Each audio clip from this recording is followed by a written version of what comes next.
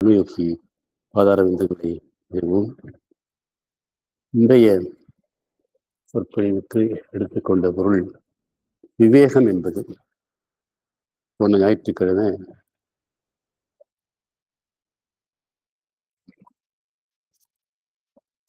Discrimination என்ற பொருள் தரும் பாகுபாடு என்ற தலைப்பில் பேசணும். இதுவும் அதோட தொடர்புடையது. மீண்டும் அணைச்சல் வேண்டாம், வேண்டாம். பாகுபாடு என்ற தலைப்பில் பேசணும். இது விவேகம் என்பது பிந்தைய பொருள். அரவிந்த அன்னை யோகம் வாழ்வனைத்தும் யோகம். பழைய யோகம் உடலை, உணர்வுகளை, மனதை விலக்கி ஆன்மாவை மட்டும் பயன்படுத்திய யோகம். பகவான் வகுத்த அரவிந்த யோகம் மூன்றையுமே பயன்படுத்தும். அப்ப பயன்படுத்தும் போது விவேகம் என்றது என்ன? ஆங்கிலத்தில் விஸ்டம் என்ற சொல்லுக்கு இணையானது விவேகம். அனுபவத்தால் நாம் பெறுவதை அறிவு என்கிறோம். வாழ்க்கையை பற்றி வாழ்ந்த அனுபவத்தால் வந்தது அறிவு என்றால், ஆன்மாவை பற்றி தெரிந்து கொள்வதை ஞானம் என்று குறிப்பிடுகிறோம். ஞானம் என்பது ஆன்மீக ஞானம், ஆன்மீக தத்துவங்களை உணர்ந்து கொள்வது. ஆன்மா வாழ்வை பற்றி அறிவதை விவேகம் என்கிறோம். விவேகம்ங்கிறது ஆன்மாவை பயன்படுத்தி அறிவுக்கு தெரியாம இருக்கிற விஷயங்களையும் அறிவோடு சேர்ந்ததுதான் அது. படி நல்லது கெட்டது புரிஞ்சுக்கிறத விவேகம் என்கிறோம். அறிவு, விவேகம், ஞானம் ஆகியவற்றை பல நிலைகளில் உள்ள தெளிவாகும். இது ஒரு வரிசைப்படுத்தலாம். சிறிது சாதாரண அறிவு, அப்புறம் ஞானம், விவேகம். அனுபவத்தால் நீண்ட நாளில் பெற்ற அறிவை பயிற்சியால் குறுகிய காலத்தில் பெறுகிறோம். உலகம் இதுவரை சேகரம் செய்த அறிவை நமக்கு 10 அல்லது 20 ஆண்டுகளில் போதிப்பது கல்வி. கல்வி அறிவு வருது. கல்வி அறிவு நம்ம படித்து தெரிஞ்சுக்கிறோம். அது உலக வாழ்க்கையில உலகத்தை பற்றி, இயற்கையை பற்றி, பொருள்களை பற்றி, இதெல்லாம் இயற்பியல், கணிதம், கெமிஸ்ட்ரி போன்றவற்றை எல்லாம் நம்ம வாழ்க்கையில பல ஆண்டுகளாக அறிவியல் வல்லுநர்கள் ஆராய்ந்ததை தொகுத்து நமக்கு கொடுக்கிறார்கள். அது அறிவு. நான் அனுபவத்தில் பார்த்துருக்கேன். 60 ஆண்டுகளுக்கு முன்னாடி நான் பள்ளியில் படிக்கும்போது பள்ளி மாணவர்கள் எனக்கு என்னுடைய அறிவியல் புத்தகத்தில் இருந்த செய்திகளும் இப்பொழுது இன்றைய அறிவியல் உள்ள செய்திகளும் நிறைய வேறுபாடு உண்டு.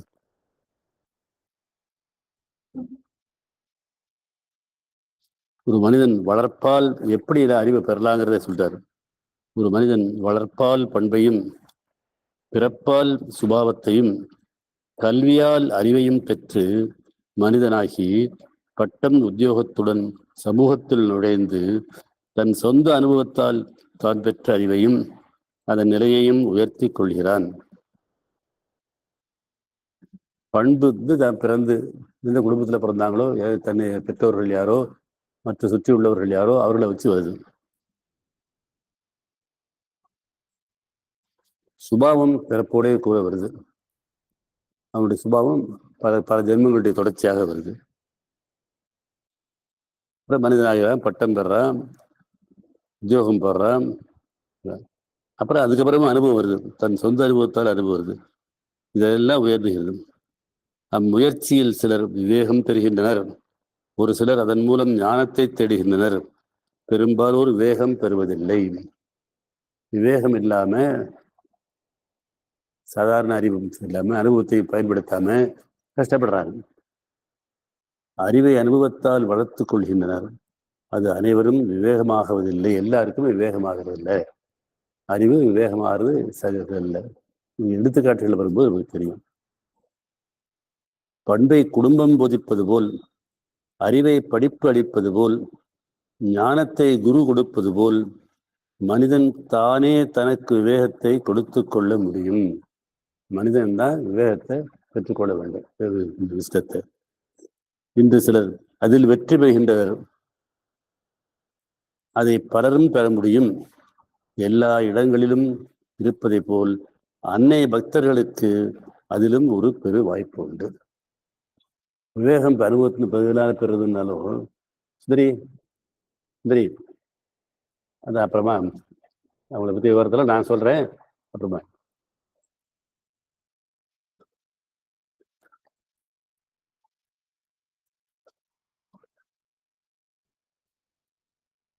விவேகத்தை ஒருவன் பெறும் வழிகள் ஏராளம். நான் ஒரு முறையை மட்டும் சுருக்கமாக குறிப்பிடுகிறேன். நம் சொந்த வாழ்க்கையை நாம் நன்கு அறிவோம். அவற்றில் உள்ள பல தோல்விகளையும் அறிவோம்.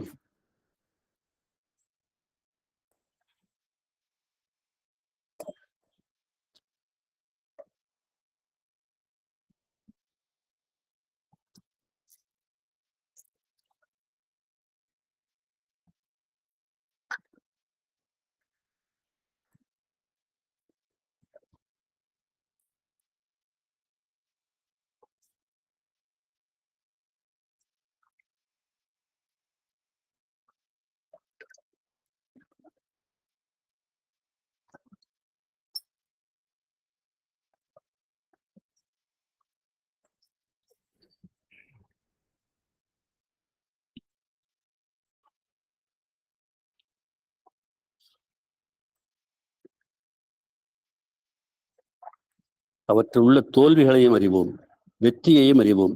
அந்த தோல்விகளை மட்டும் ஆராய்ச்சி செய்து அதன் மூலம் நாம் பெறக்கூடிய முதல்நிலை விவேகத்தை மட்டும் இங்கு எழுதுகிறேன். வாழ்க்கையில பல அனுபவங்கள் வருது. சிலர் வெற்றி பெறாங்க, சில பேர் தோல்வி அடைகிறாங்க. அந்த தோல்வி காரணம் என்னன்னா விவேகமின்மைதான். இந்த அனுபவத்தை வர்ற அனுபவங்களை புரிந்து கொள்ளாத காரணங்கள் தான். அதை புரிந்து கொள்றதுக்குள்ள வழியே அப்பா சொல்றேன்னு சொல்றாரு. ஞான நூல்களை படிப்பதன் மூலமும் ஞானமடைந்தவர்களை நெருங்குவதன் மூலமும் அரசு பணியில் அதிகார இல்லத்தில் இருப்பவர்கள் மூலமும் நாட்டை விட்டு எப்படி எப்படியெல்லாம் நம்ம அனுபவம் பெறோம் அப்படிங்கிறத சொல்றார். நாட்டை விட்டு வெளியில் பிரயாணம் செய்வதன் மூலமும் பெரிய நெருக்கடிகளை அருகிலிருந்து பார்ப்பதன் மூலமும், நெருக்கடி வரும்போது நமக்கு வந்தாலும் சரி, மற்றவங்களுக்கு வந்தாலும் சரி, வேலை செய்கிற இடத்துல வந்தாலும் சரி, அதில் அனுபவம் வருது. சொந்த வாழ்வில் அனுபவிப்பதன் மூலமும் உலக பெரியார்களின் வரலாற்றை ஆர்வத்துடன் பயில்வதன் மூலமும், அது ரொம்ப முக்கியமாக சொல்லுவாங்க. வரலாற்றை படிக்கிறது ரொம்ப முக்கியம். நேரு மிகச்சிறந்த அரசியல்வாதி, நல்ல ஒரு ஆன்மீகவாதி அல்ல, ஆனால் விவேகம் படைத்தவர்.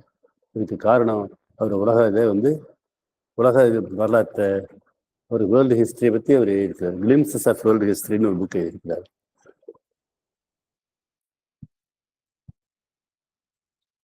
பெரும் ஸ்தாபனங்களில் உயர்நிலையில் இருப்பதன் மூலமும், பெரிய இதுல வேர்ல திரும்ப அங்க வர்ற இது அனுபவங்கள் மூலமா அறிவு வரும். உள்ளம் கொதித்தெழும் நிகழ்ச்சிகளை சந்திப்பதன் மூலமும் வாழ்க்கையில வருது. அவளுக்கு நம்ம கண்ணுக்கு முன்னாடி பல நிகழ்ச்சிகள் எழுது, கொதித்து விடுற மாதிரி வருது. அப்ப என்ன செய்யறது நமக்கு தெரியவில்லை. அதுக்கு அனுபவம் வேணும். ஆழ்ந்த உறவை இனிமையாகவோ கசப்பாகவோ அனுப்பதன் மூலமும் உறவு இருக்கு. குடும்பத்துல கணவன் மனைவி உறவு இருக்கு, பெற்றோர் உறவு இருக்கு, கூட அன்பர்கள், அண்ணன் தம்பி அக்கா தங்கி உறவு இருக்கு. அந்த உறவுகளை சில பேருக்கு இனிப்பா இருக்கு, சில பேருக்கு கசப்பா இருக்கு. அதுலயே விவேகம் வருது. பொது சேவையில் ஈடுபடுவதாலும், பொது சேவையில் ஈடுபடும் போதும் அங்க வெற்றிகள் வரும், பலதரப்பட்டவரோட சந்திக்கும் போதும் அது மூலமா அனுபவம் வருது, விவேகம் வரும். இலக்கிய நயத்தை அனுபவிப்பதாலும், இலக்கியத்தை படிப்பதன் மூலமாகவும் நமக்கு வரும். நாவல்களாக இருந்தாலும் சரி, இலக்கிய ராமாயணம், கம்பராமாயணம், பாரதம், சங்க இலக்கியங்கள் போன்ற இலக்கியங்கள் படிப்பதன் மூலமாகவும் நமக்கு விவேகம் வரும். திருக்குறள் படிக்கும்போது நமக்கு விவேகம் வரும்.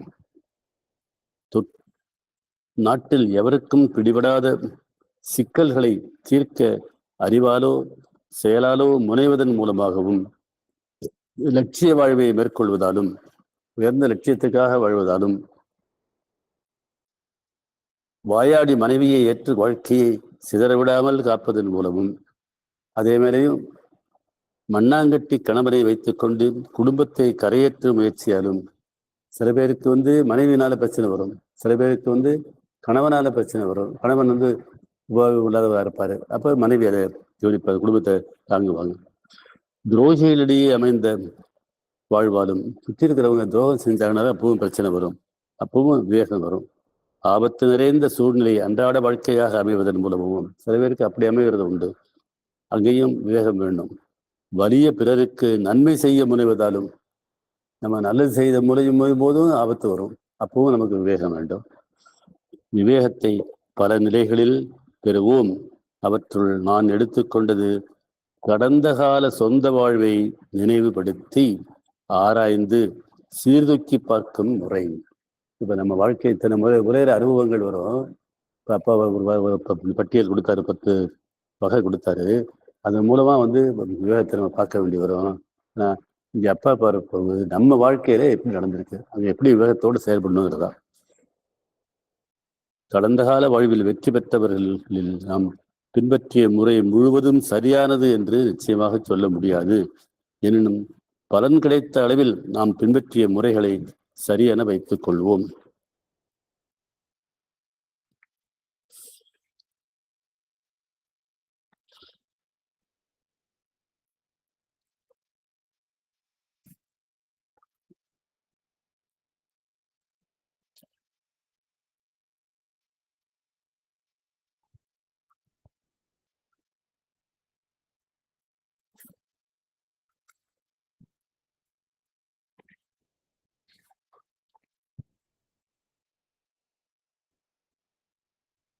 அதேபோல் தோல்வி அடைந்த வழியில் நாம் பின்பற்றிய முறை தவறு என்றும் வற்புறுத்தி சொல்ல முடியாது என்றாலும் பலன் ஏன் வரவில்லை என்பது ஆராய்ச்சிக்குரியது. நம் முறைகள் சரியாக இருந்து பலன் கிடைக்கவில்லை என்றால் ஆராய்ச்சியை தொடர வேண்டிய நிலை வேறு.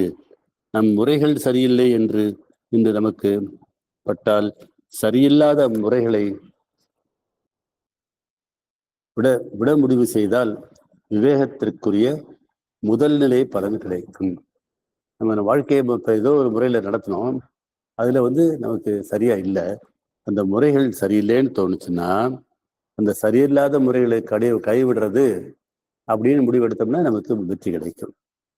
அதனை பக்தர்களுக்கு இதே விவேகம் என்று, அன்னை பக்தர்களுக்கு அதே விவேகம் இன்று அன்று இழந்த பலனை என்று பெற்று தரும். அன்னை பக்தராகவும் இருந்து, அன்னை பக்தராக இருந்தாலும் விவேகம் இல்லாம, அறிவு சரியா இல்லாம தவறான முறைகளை பின்பற்றிருந்தா அந்த முறையில நிச்சயமா பலன் வாழ்க்கை பயந்திருக்கும். ஆனா அன்னை பக்தரான பிறகு, அன்னையை ஏற்றுக்கொண்ட பிறகு நம்ம அந்த முறைகளின் தவறை புரிந்து கொண்டு அதை மாற்றினோம் என்றால் நிச்சயமாக அந்த இழந்த பலனை மீட்டே கொடுக்கும் சொல்றாரு. அன்று இழந்த பலனை இன்று பெற்றுத்தரும். அப்படி நாம் ஆராய்ச்சிக்கு எடுத்துக்கொள்ள வேண்டியவை நம் செயல்கள், அபிப்பிராயங்கள், நோக்கங்கள், பிறர் வாழ்வை அவற்றையெல்லாம் நம்ம ஆராய்ச்சி பண்ணணும். நம்முடைய செயல்கள், நோக்கங்கள் இவற்றையெல்லாம் ஆராய்ச்சி பண்ணி நம்ம சில அபிப்பிராயங்கள் வச்சிருப்போம், நம்மளாவே வந்து சில அபிப்பிராயம் வச்சிருப்போம், அதெல்லாம் ஆராய்ச்சி பண்ணணும்.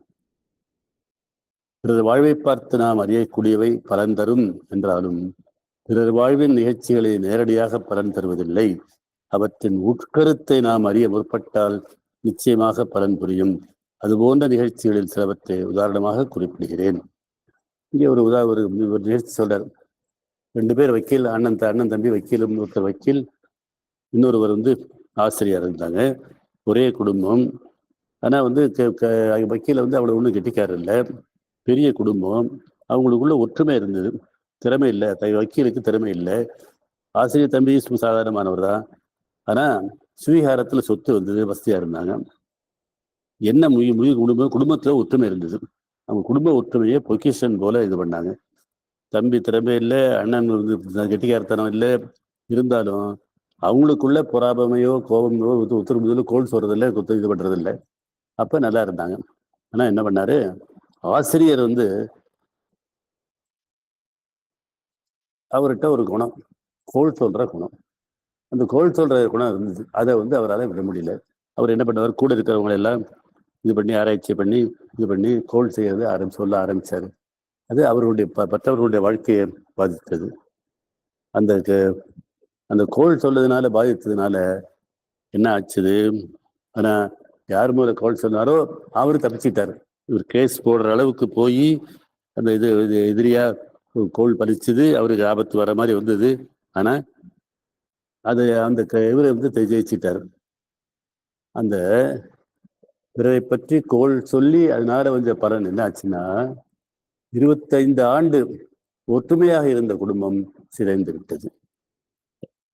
தம்பி போட்ட திட்டத்திற்கு சக ஊழியர் பலியாகவில்லை, அதே திட்டம் வீட்டில் உருவாயிற்று. இத்தனை நாள் விலகி இருந்த பொறாமையும் கோலும் வீட்டிற்குள் வந்தது. அதே 6 வருஷத்தில் திட்டம் வெளிவந்தது. குடும்பம் உடைந்தது. சொத்தை அண்ணனும் தொண்டி தம்பிக்கும் உள்ள ஒரே பெருமை, ஒரே சொத்தான ஒற்றுமை உடைந்தது. வீடு ரகளையாயிற்று. பிரிந்தவர் ஒரே வீதியில் 4 வீடு தள்ளி குடியிருந்தனர். 3 திருமணம் நடந்தன. ஒருவர் வீட்டு விசேஷத்திற்கு அடுத்தவர் போகவில்லை. அடுத்த தலைமுறை முடவன் போன்ற பிள்ளைகள் பிறந்தது நினைவுள்ளது. என்ன வந்தது? இதனால காரணம் என்ன? என்ன அவரை புரிஞ்சுக்கணும்? இந்த கோள் சொல்றது, பிரத்தியாரை பத்தி கோள் சொல்றதுங்கிற ருசி புறங்கூறுதல் என்று வள்ளுவர் சொல்வார். கோள் சொல்வதில் ருசி பலித்தது, எதிரிடம் பலிக்கவில்லை, சொந்த வீட்டில் பலித்தது. உடைந்த குடும்பமும் உதவாக்கரை பிள்ளைகளும் கோள் சொல்லியதன் பலன் என அறிய அதிக ஆராய்ச்சி தேவையில்லை. இது அப்பா வாழ்வின் மறுமொழி, லைஃப் ரெஸ்பான்ஸ்னு நிறைய இடத்துல எழுதியிருக்காரு. இது ரொம்ப முக்கியமானது. அப்பாவோட கான்ட்ரிபியூஷன் அடிக்கடி சொல்லுவேன். ஏன்னா அப்பா வாழ்க்கையோடையும் சேர்த்து அன்னை தத்துவத்தை பார்க்கிறவர். தான் செய்ததை இன்று தான் உணர்ந்தால் கோள் கெட்ட பலன் தரும் என்ற விவேகம் ஏற்படும். இனி அடுத்த தலைமுறை வீணாகாது, போகிறது நல்ல கதிக்கு போகலாம். அன்னை பக்தர்களுக்கு இந்த மனமாற்றம் இழந்த அத்தனையும் பெற்றுத்தரும். இதுதான் முக்கியம். நம்மகிட்ட குறை இருந்து உணர்ந்து அதை மாற்றிட்ட இந்த மனமாற்றம் இழந்த அத்தனையும் பெற்றுத்தரும். இந்த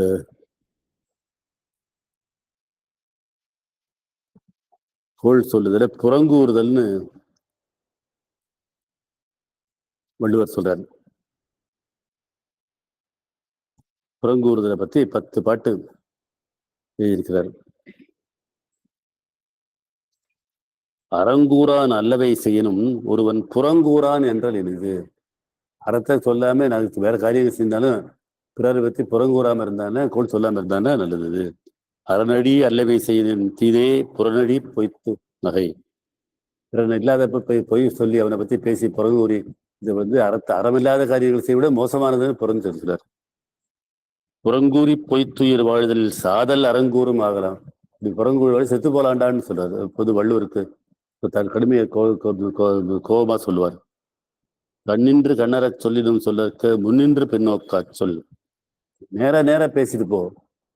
அவனை பத்தி கண் நின்றுனா ஒருத்தன் கண் முன்னால நின்று கண்ணற அவன் மனம் பின்பகுபடி கடுமையான சொன்னா கூட சொல்லாம கூட பின்னால போய் பேசாத, புறங்கூறாதேன்னு, அதான் கோள் சொல்லாதேன்னு. அறஞ்சொல்லும் நெஞ்சத்தான் அண்மை புறஞ்சொல்லும் புண்மையார் காணப்படும். அவன் எல்லார்ட்டையும் நியாயம் பெரிய பேசிட்டு இருப்பான். ஆனா அவன் புறஞ்சொல்றதுனால அவன் அறமில்லை அவன்கிட்ட அர்த்தம். பிறன்வழி கூறுவான் தன்வழி உள்ளும் திறந்தறிந்து கூறப்படும். இப்ப தனக்கிட்டையும் குறை இருக்குங்கிறத நீ உணர்ந்து கொள் அப்படின்னு சொல்றாரு. புறங்கூறுதல், அதாவது கோள் சொல்லுதல். புறங்கூறுதல்ங்கிறது பழைய தமிழ், இன்றைய தமிழ் கோள் சொல்லுதல் எவ்வளவு மோசமானது அப்படிங்கிறத புரிஞ்சுதான் அந்த புறங்கூறியதனால் குடும்பம் அழிந்ததுங்கிறது. இப்ப அன்னை என்பவரும் இருந்தா அதை மாத்திக்கிட்டாக்க நிச்சயமாக அவர் வாழ்க்கை மனமாற்றம் இழந்த அனைத்தையும் பெற்றுத்தரும். பல நல்ல குணமுள்ள இளைஞன் நல்ல குடும்பத்தில் பிறந்து படிப்பை பள்ளிக்கூடத்தோடு முடித்து கொண்டான். அதனால் வேலை இல்லை, கவர்ச்சியான பழக்கம், படிப்பும் இல்லை, வேலையும் இல்லை, குடும்ப அந்தஸ்தால் சாப்பாட்டு பிரச்சனை இல்லை, ஊர் சுத்துவதே தினசரி வேலை, பெண்கள் பார்த்தால் பிரியப்படுவார்கள், பிறர் நிலையும் குடும்ப சூழ்நிலையும் பாதிக்கப்படுபவர்கள் யார், எந்த அளவுக்கு பாதிக்கப்படுவார் என்பதையெல்லாம் யோசனை செய்யாமல் தன் வாழ்க்கையை ருசியாக அமைத்துக் கொண்டான். பசி வந்தால் 10 பறந்து போகும், ருசி வந்தால் அத்தனையும் மறைந்து போகும். இவருடைய நடத்தையால் மனம் வெந்தவர் பலர். ருசியான வாழ்வில் திளைத்தான். வருடம் கலந்த பின்னும் அவனுக்கு நாட்டவில்லை. அவனுக்கு திருமணம் நடந்தது. நல்ல மனைவி. சில ஆண்டுகளுக்கு பின் அவளுக்கு மனநோய் வந்தது. அவள் பட்டபாடு அதிகம். எதிரிக்கும் வரக்கூடாது என்று வாய்விட்டு சொல்லும் நிலை ஏற்பட்டது. தனக்கு ஏற்பட்ட வேதனை தான் பல பேருக்கு ஏற்படுத்திய மனவேதனையின் பலன் என்பதை இன்று நிச்சயமாக அறிய முடியும். அறிந்ததை மனம் ஏற்றுக்கொண்டால் அது நல்லது. அந்த மனமாற்றம் விவேகத்தை அதனளவு தரும். இவன் தப்பா பணக்காரனா இருந்து பணக்கார சூழல்ல இருந்து இருந்ததுனால தப்பா நடந்துகிட்டதுனால அவன் குடும்பமே வாழ்க்கையே பாழா போச்சு. இப்ப அதை நினைச்சு அவன் மனம் மாறினான்னா அது மேல வந்துடலாம் அப்படிங்கிறது என்னுடைய அருள். 20 வருஷமாவது அது மாதிரி காணிக்கை அனுப்புறத சொல்றாரு. அப்பா நிறைய இருக்காங்க. காணிக்கை ரொம்ப முக்கியம்.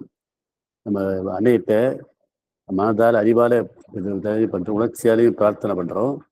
நம்ம உடலால் உழைத்து வந்த பணத்தை காணிக்கையை கொடுக்கும் போதுதான் நம்முடைய பிரார்த்தனை முழுமை அடையும், பலன் கிடைக்கும். அதனால காணிக்கையை பற்றி அப்பா நிறைய இருக்காங்க. 20 வருஷமாக தவறாது காணிக்கை அனுப்பியவர் இன்று போதுமான செல்வம் திரண்டு விட்டதால் காணிக்கையை நிறுத்திவிட்டார். நிறுத்தியவுடன் அவருக்கு ஒரு துறையில் தொழில் எந்த சிறு அளவில் பாதிக்கப்பட்டாலும் அதில் வரும் வருமானம் நின்று விட்டது. காணிக்கை நிறுத்தினது வருமானம் நின்று போச்சு. அதே நிலை அவர் பொறுப்பேற்ற இடங்களில் தலை தூக்கியது. ஆசிரமம் வந்து போனால் பிரசாதம் பெற்றுக்கொண்டால் இழந்த உரிமை திரும்ப வருகிறது. உரிமையுடன் பொறுப்பு வருகிறது. ஆனால் அந்த பொறுப்பில் உள்ள வருமானம் அவரை விட்டு விலகுகிறது. பொறுப்புக்குரிய செலவு மட்டும் விரை சென்றாகிறது. தான் காணிக்கையை நிறுத்தியதால் வரும் வருமானம் நின்றுவிட்டது என்பதை அவர் அறிய அதிக சிரமம் இல்லை. ஆனால் அவர் மனம் என்ன நினைக்கிறது என்று தெரியவில்லை. இந்த காணிக்கையை நிறுத்தினால்தான் தெரிஞ்சிட்டு இந்த காணிக்கையை அப்படின்னு கொடுக்க ஆரம்பிச்சாக்க இந்த வருமானம் எல்லாம் மீண்டும் திரும்பும். இது விவேகம். அன்னை என்பதா இருந்து இது பண்ணும்போது இந்த காணிக்கையை பலன் தருகிறது என்பதை புரிந்து கொண்டு அதை புரிந்து கொண்டது விவேகம். அதோட முக்கியம். அடுத்தது துரோகம். துரோகம் செஞ்சாக்கா நிச்சயமா அதுக்கு பலன் உண்டு. துரோகம் பலவிதம். எண்ணத்தாலும் உணர்ச்சியாலும் துரோகம் செய்வதுண்டு, உடலாலும் துரோகம் செய்வதுண்டு.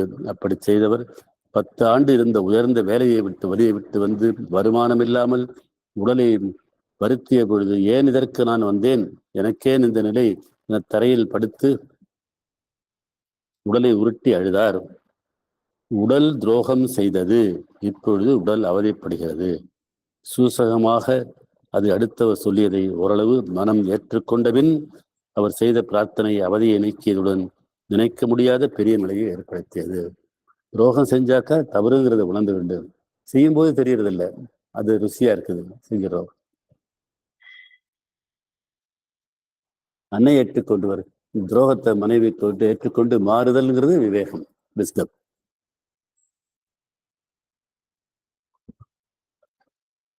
பொய் அன்னையிட்ட இடமே கிடையாது.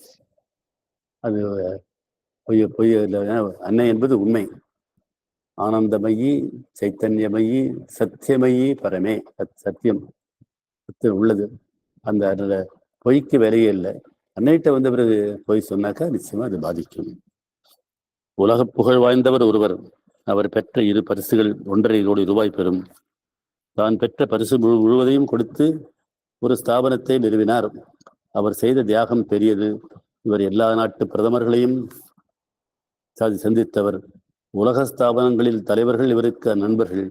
அவர்களிடம் எனக்கு உள்ள மரியாதை பெரியது. புது ஸ்தாபனம் அமைத்தார். அதை லட்சியவாதிகள் ஆரம்பித்து இவரை தலைவைக்க சொன்னார்கள். அது உலக ஸ்தாபனம். லட்சியவாதிகள் தங்கள் சொந்த வருமானத்தை லட்சியத்திற்காக செலவிட்டனர். இவர் தலைவர். இவர் சொல்லை ஏற்று பல பெரிய மனிதர்கள் இதில் அங்கம் வகித்தனர். இந்த ஸ்தாபனம் செய்யும் சிறிய சேவையை ஆதரிக்க வேண்டி அதில் உறுப்பினரான ஒரு பெண் பல பெரிய உதவி அளிக்கும் நிறுவனங்களை அணுகினார். அவர்கள் இதுவரை நீங்கள் செய்த செலவை கொடுத்தவர்கள் பட்டியலை கொடுத்தால் உதவியாக இருக்கும் என்றார். அப்பதான் சொல்லுது, இவர் தன் பரிசு தொகையெல்லாம் முதல்ல போட்டுட்டேன்னு சொன்னார். ஆனால் அந்த பட்டியலில் பார்த்தா இவர் பேரே இல்லை. அவர் அதை பொய் சொல்லியிருக்கார். மற்ற பணத்தெல்லாம் போட்டுக்காரதார், இவர் பணத்தை கொடுக்கல. தன் பரிசுத்தொகை முழுவதையும் இந்த ஸ்தாபனுக்காக செலவு செய்ததாக கொடுத்தவர் சொல்லியிருந்தார். பட்டியலில் அப்பெண் தலைவரின் பெயரை காணவில்லை. விவரம் கேட்டார். உள்ளது வெளிவந்து விட்டது. அவ்வளவு உயர்ந்த ஸ்தாபனத்தில் உள்ளவர்கள் இதுபோன்ற உண்மையற்ற செய்திகளை பேசினால் அவர் புகழ் பரவிய இடமெல்லாம் இதுவும் பரவும். அதனால இது புகழ் வாய்ந்த பிரசுரங்களில் இடம்பெறும். இது பெரிய நூல்கள்லையும் ஜேர்னல்ஸ்லையும் வந்துடும். புகழுக்கு எதிரானது சேரும். இகழ் வந்துடும், புகழுக்கு எதிராக. ஏற்கனவே இது போன்ற காரியத்தை ஒன்று செய்து தனக்கு கொடுக்கக்கூடிய உலகப் பரிசை இழந்தவர் இவர் மீண்டும் செய்கிறார். இவர் சொல்ல படித்தார், நோபல் பரிசு வரைக்கும் வாங்க வேண்டியவர். ஆனா இவர் இந்த செய்ததுனால அவர் அது கிடைக்காம போச்சு. தெரிஞ்சு அவர் மாறிக்கணும். வாழ்க்கையிலேயே தவறு என்பதை நினைக்காதவரை நாடி தவறு வருகிறது. தவற்றுக்குரிய ருசி மறைமுகமாக வருகிறது. ருசிக்கு இடம் கொடுத்தால் பையன் தன் தவற்றை நினைக்காதவன் என்றாலும் தன்னை மற்றவர் தூண்டும் பொழுது மறுக்க முடியாமல் தவறிழைத்து விட்டான். பின்னால் அவனுக்கே அவனுடைய நிலைக்கு அதிகமான பெரும் வசதியை செய்ய உறவினர் ஒருவர் கங்கணம் கட்டி கொண்டு பல ஆண்டு முயன்றார். எத்தனையோ காரணங்களால் அது அவனுக்கு தவறியது. தான் செய்த தவற்றுக்கும் தனக்கு இப்பொழுது தவறுவதையும் அவன் சேர்த்து புரிந்து கொள்ளவில்லை. அது மற்றவருக்கு போயிற்று. தன்னுடைய அந்த தவற்றால் பாதிக்கப்பட்டவர் அவர். இவர் செஞ்ச தவறு யாருக்கு தவறு செஞ்சானோ இவனுக்கு வர வேண்டிய பலன் அவருக்கு போயிட்டுது. அப்பொழுதுதான் அவனுக்கு புரிந்தது, இவனுடைய தவற்றால் பாதிக்கப்பட்டவருக்கு இவனுக்கு கிடைக்க வேண்டிய பெரிய செல்வம் போனபின் அந்த தொடர்பு புரிந்தது. இந்த கரஸ்பாண்டன்ஸ் அப்ப எழுதுவார். நிகழ்ச்சிகள் நடக்கும்போது அதை தொடர்புபடுத்திப்பாரு. தொடர்புபடுத்தி எதனால எது நடக்குதுன்னு புரிஞ்சுக்கிட்டீங்கன்னா உடனே அந்த காரணத்தை மாற்றிவிட்டால் உடனே நல்லது நடக்கும். அப்பா நிறைய எழுதுறார். தவற்றை உணர்ந்து பிரார்த்தனையை மேற்கொண்டால் அதுபோல் 15 மடங்கு செல்வம் அவனை நாடி வந்தது. அவன் மாறினது அவனுக்கு விவேகம் தவறு செய்ததை மாற்றிக்கொண்டதும் அவனுக்கு செல்வம் வந்தது. கடந்த கால வாழ்வை நினைத்து பார்த்து புரிந்து கொள்ள பலனதுனால நம்ம கடந்த கால வாழ்க்கையெல்லாம் புரிந்து கொள்ளணும். இது கடந்த கால சமர்ப்பணம்னு அப்ப பாஸ்ட் கான்சென்ட்ரேஷன் நிறைய சொல்லிடுறாரு. ஒரு இடத்துல நேற்று போன வாரம் படிச்சுக்காரு. நம்முடைய வாழ்க்கையில ஒவ்வொரு ஆண்டுக்கும் ஒரு நாளா நினைச்சு பார்த்து இந்த பழைய அந்தந்த நாட்கள் எல்லாம் ஒவ்வொரு ஆண்டுலையும் நடந்த நிகழ்ச்சி பார்த்து அதில் தவறுகள் இருந்தால் அதை சமர்ப்பணம் செய்தோம்னாக்கா நைட்டு சம்பவம்னா வாழ்க்கை பல மடங்கு மாறும்னு பாப்பா எழுதியிருக்காங்க. கைக்கு மெய்யாக இருப்பதை மனமும் செயலும் நாடுகின்றன. அவை உடனே ஆதாயத்தை கொடுப்பவைகளாக இருக்கின்றன. ஆசை அறிவை விட அதிகமாக செயல்படுகிறது. முடியாதவன் சும்மா இருக்கிறான், முடிந்தவன் ஆசையை பூர்த்தி செய்து கொள்கிறான். இது தவிர்க்க முடியாதது என்பது பலர் நிலை. அவர்கள் அந்த நேரம் சொந்த அறிவையோ புறர் உபசேசத்தையோ காதில் வாங்கிக் கொள்ள மாட்டார்கள். பலன் இருந்தால்தான் பலரும் ஆதரிப்பார் என்று தோன்றுகிறது. லஞ்சம் வாங்கும் ஆபீசர் நாளைக்கு தண்டனை வரும் என நினைப்பதில்லை. அவன் 25 வருஷத்திற்கு பின்தான் இன்று வாங்கும் லஞ்சம் தன் மகனை எப்படி பாதிக்கும் என்று நினைப்பதில்லை. நினைத்தால் நினைவை தவறான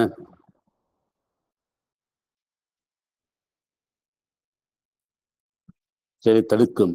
அன்று நினைக்காவிட்டால் பிறகாவது நினைக்கலாம். என்று நினைத்தாலும் அதற்குரிய பலனுண்டு. அப்பலனில் குறைந்தபட்சம் நாம் பெறுவது விவேகத்தின் முதல் நிலை. எல்லாரும் லஞ்சம் வாங்குறாங்க, உலகம் பூரா செய்யறாங்க. நான் மட்டும் வாங்குறது மட்டும் என்ன, அவன் வாங்குற இல்லையா, மந்திரிகள் கோடியா வாங்குறாங்க, இந்த பெரிய அதிகாரிகள் வாங்குறாங்க, நான் கொஞ்சம் தான் 100-200 ரூபா வாங்குறேன் அப்படின்னு சொல்லி வாங்குறது உண்டு. ஆனால் அது அவர்கள் வாழ்க்கையை பாதிக்கும்.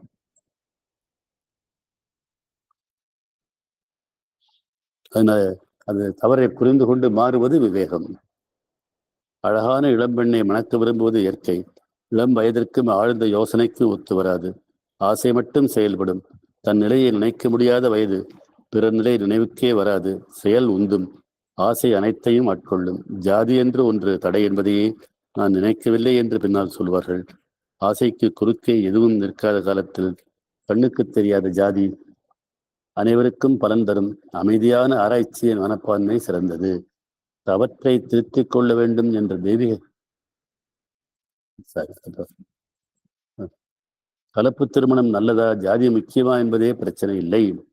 கலப்பு திருமணத்தால் எதிர்கால சந்ததிகள் வீரியம் பெற்றவர்கள் ஆவார்கள் என்பது உண்மை. ஒரே ஜாதியில அதுவும் சொந்தத்துல மாமா பொண்ணு அத்தை பொண்ணு கல்யாணம் பண்ணிக்கிறத விட கலப்பு திருமணத்துல பண்ண குழந்தைகள் எல்லாம் அறிவுரை சிறந்தவர்களாக இருப்பாங்கிறது உண்மை. பெரியார் ஜாதி ஒழிப்புங்கிறது தான் பெரியாருடைய தொகுதியாக இருந்தது. அதுக்கு கலப்பு திருமணத்தை தான் அப்ப செஞ்சார். பெரியார் மாறின பிறகு ஜாதி திருமணம் தான் அதிகரிக்குது. மூடநம்பிக்கையை அழிக்கும் முறை கலப்பு திருமணம். ஆசையை ஆசைப்பட்ட உதவியில் தின்று நிறைவேற்ற உதவுவது கலப்பு திருமணமே. கலப்பு திருப்படும் ஆசையப்படுவாருக்கு நான் சொல்லும் யோசனை ஒன்றுதான். செய்தவர்கள் 4 பேரை கலந்து பிறகு முடிவு செய்ய சொல்வேன். இதுக்கு என்ன அர்த்தம்னா, அப்பா கலப்பு திருமணம் வேண்டாம்னு சொல்றாருன்னு அர்த்தம் இல்லை. அதனால வரக்கூடிய பலாபலன்களை பார்த்து என்ன வரும்னு புரிஞ்சுக்கிட்டு நீ அதுக்கு தப்ப செய்ய அப்படிங்கிறது தான் இந்த அப்பா சொல்றதனுடைய பொருள். ஏன்னா வரக்கூடிய அதனால ஃபேஸ் பண்ணக்கூடிய சொந்தக்காரங்களுக்குடையது மற்றவங்களுக்கு அதெல்லாம் ஃபேஸ் பண்ணுறதுக்கு தயாரா இருந்துட்டு இது பேசுறது வந்து எது தவறு ரைட்டுங்க இல்லை, எது விவேகம்ங்கிறதாங்க. அதனால இது வந்து தப்பு, கலப்பு திருமணம் வேண்டாம்னு சொல்றது அர்த்தம் இல்லை. அந்த விவேகமா இருக்கணும். பண்ணிட்டு சொந்தக்காரங்களுக்குள்ள எதிர்ப்பு வந்தோ அல்லது அந்த பெற்றோர்களோ இருந்தோ இப்போ இதுல இந்த என்ன ஒரு தருமபுரியில இது இருந்து இது இளவரசன்கிற ஒரு பையன் வந்து வன்னியர் பொண்ணு ஹரிஜன் பண்ணு கல்யாணம் பண்ணும் போது அது ஊர்லேயே தகராறு வந்து இதெல்லாம் கொடுத்து இதெல்லாம் வந்து உங்களுக்கு தெரிஞ்சிருப்பீங்க. இதெல்லாம் ப்ராக்டிக்கல். விவேகம்ங்கிறது ப்ராக்டிக்கல், ஞானம் இல்லை. எது சரி தப்பு இல்லை. கலப்பு திருமணம் தப்பே இல்லை. இந்த ஜாதியை ஒழிக்கும் முறை அதை மாறிட்டு வருது. ஆனா அதனால என்ன பலன் வருங்கிறத அது வந்து சாமியிலன்னா அந்த இடத்துல அந்த இளவரசனுங்கிறவரும் கொல்லப்பட்டாரு. அந்த பொண்ணுக்கு வாழ்க்கை போச்சு. பெற்றோர் நடத்தையில் தவறுள்ளவர்களானால் அவர்கள் குழந்தைகளால் நடத்தையை நேராக வைத்துக் கொள்ள முடியாது என்ற முடிவை 1000 ஆராய்ச்சிகள் கண்டுள்ளன. அதான் அப்பாவை தப்பு நிறைய நம்ம சொல்லுவோம். அப்பா செஞ்சது புள்ள தலையில விடியுதுன்னு சொல்லுவாங்க. கிராமத்தில் சிறு விவசாயி தனக்கு சவரம் செய்தவன் மனைவியை நாடினார். கிராமம் கண்டிக்கவில்லை.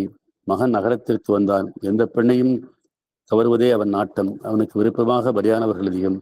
தந்திரத்தால் ஆனால் என்ன பண்ணாரு, அவனை ஒரு பெண்ணின் தகப்பனார் வரவழைத்து நன்றாக உதைத்து துணிகளை பிடுங்கிக் கொண்டு நிர்வாணமாக வெட்டி விட்டார்.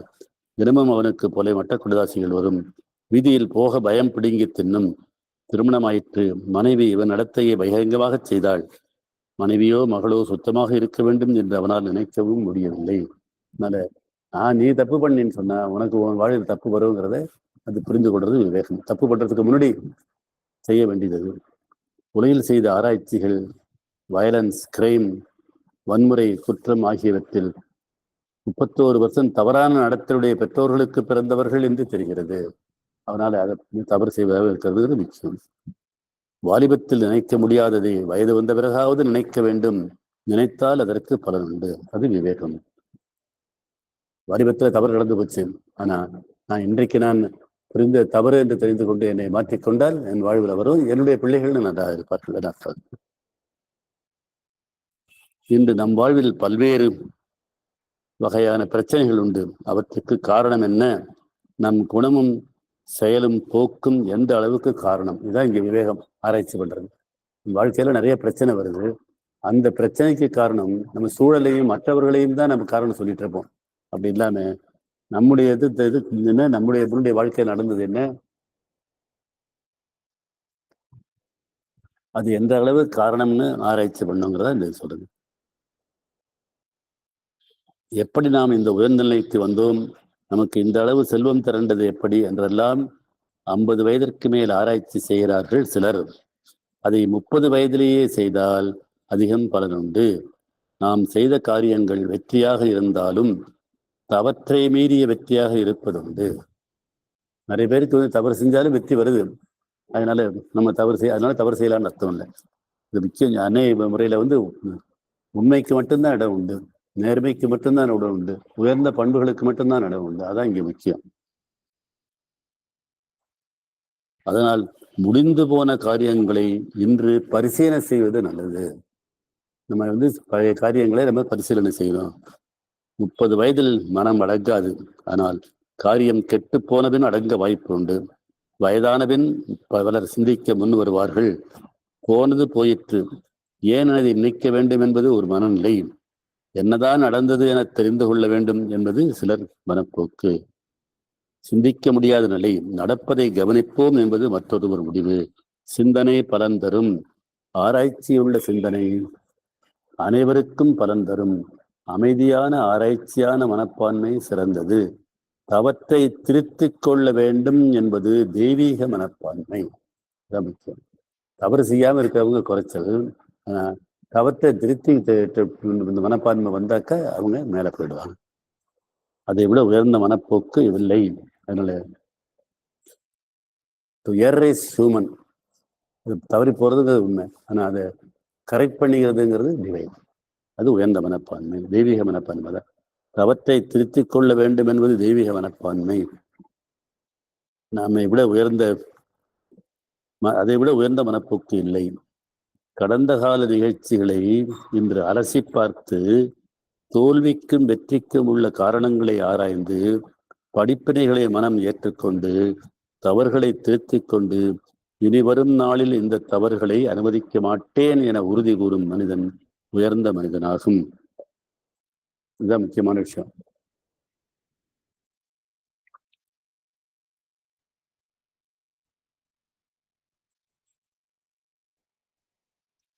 கடந்த கால நிகழ்ச்சிகளை இன்று அலசி பார்த்து தோல்விக்கும் வெற்றிக்கும் உள்ள காரணங்களை ஆராய்ந்து படிப்பினைகளை மனம் ஏற்றுக்கொண்டு தவறுகளை திருத்திக் கொண்டு இனி வரும் நாளில் இந்த தவறுகளை அனுமதிக்க மாட்டேன் என உறுதி கூறும் மனிதன் உயர்ந்த மனிதனாகும். பாதையில் முக்கியமான உயர்ந்த மனிதனாகும் பாதையில் முக்கியமான அழி எடுத்து வைக்கிறான். அந்த மனப்பான்மைக்கு பேர் விவேகம். அதுதான் விவேகம். நம்ம வாழ்க்கையில் நடந்ததெல்லாம் யோசிச்சு பார்த்து அதை சிந்திச்சு பார்த்து அதை மாற்றிக்கிறதுக்குரிய அடி வைக்கிறது தான் விவேகம். அந்த மனப்பான்மைக்கு விவேகம் என்று பெயர். இந்த விவேகத்தை நாடுதல் நல்லது. அன்னை பக்தனானால் இந்த விவேகம் அவர்களுக்கு ஏற்கனவே இழந்ததையே பெற்று தரும். அன்னையத்தை வரும்போது நம்ம மாறிட்டோம்னா நம்மகிட்ட இழந்ததெல்லாம் திரும்பி வரும். இது விவேகத்தின் முதற்படி என்றாலும் பெரும்பலன் கிடக்கூடியது. இதை மேற்கொண்டால் நம் மனம் புரட்சி செய்வது தெரியும். உலக பொதுநோக்கு அதற்கு ஆதரவாக இருப்பது தெரியும். முதல்ல சொல்லுங்க, லஞ்சம் எல்லாம் யார் லஞ்சம் வாங்கலை? லஞ்சம் வாங்காம இருக்காங்களா? அவன் நிலைக்கு தெரியுமா அவன் வாங்கலாம் அப்படின்னு சொல்லி நியாயப்படுத்த முயற்சி பண்ணுது. அப்படி இல்லாம உலகத்துல என்ன செய்யறாங்கிறது முக்கியம் இல்லை, நாம் எப்படி இருக்க வேண்டியது முக்கியம். அதான் சொல்றாரு. உலக பொதுநோக்கு அதற்கு ஆதரவாக இருப்பது தெரியும். அவற்றை ஏற்றுக்கொண்டால் நம் முயற்சி அங்கேயே முடிந்துவிடும். எல்லாரும் பண்றது தப்ப நானும் பண்றேன்னு எதுக்கிட்டாக்கா முடிஞ்சு போகுது. அதுக்கு இங்க இல்லை. நைட்டை வந்த பிறகு அது இல்லை. அதை விலக்கி நம் முயற்சியை தொடர்ந்தால் இன்று நம் ஜாதகத்தில் எழுதாத பலன் வரும். ஜாதகம் எப்போதுமே அன்னையிட்ட வந்தவங்களுக்கு ஜாதகத்தில் இல்லாத பலன் தான் வரும். ஜாதகம் என்பது விதிக்கப்பட்டதை எழுதியது. முயற்சி என்பது விதிக்கப்பட்டதை மீறியது மனித முயற்சி. ஆன்மாவின் எழுச்சி விதிக்கப்பட்டதை மாற்றி புதிய பாதையை தனக்கு செப்படும். மனநிலையிலிருந்து எழுவது. அதனால் ஜாதகத்தை மாற்ற முடியும். இது நம்ம பலமுறை பேசியிருக்கிறோம். அன்னை கர்மத்தை கரைப்பார். மற்ற எல்லா அது வரைக்கும் இதெல்லாம் பழைய கர்மாவை அறிவிச்சுதான் ஆகணும் அப்படின்னு சொல்லுது. ஆனா அன்னை அப்படி இல்லை. அன்னை கர்மாவையே மாற்றி எழுதக்கூடியவர். அன்னை ஏற்றுக்கொண்டவருக்கு கர்மா மாறும். அதுக்கு நம்ம செய்ய வேண்டியது என்ன? நம்முடைய குறைகளை புரிந்து கொண்டு அந்த விவேகம் விஸ்டம் அதை மாற்றுவது முடிவு செஞ்சு மாற்றிட்டோம்னா அன்னை அருள் அங்கு செயல்படும். அதான் புதிய பாதையை தனக்கென செப்பனிடும் மனநிலையிலிருந்து எழுவதனால் ஜாதகத்தை மாற்ற முடியும். அன்னை பக்தர்களுக்கு நிச்சயமாக முடியும். விதியை மதியால் வெல்லும் மனநிலையது. வள்ளுவர் இங்கேயும் ஊழ் விதிங்கிறதுக்கு தமிழ்ல பழைய பேர் ஊழ். ஊழை பத்தி கடுமையாக ஊழியர் பெருவலி ஆளுற மற்றொன்று சூழினும் தான் முந்திருங்கிறாரு. ஊழை விட வலிமையானது வேற இல்லை. நீ என்ன செஞ்சாலும் அது மேல வரும்னு சொல்றாரு.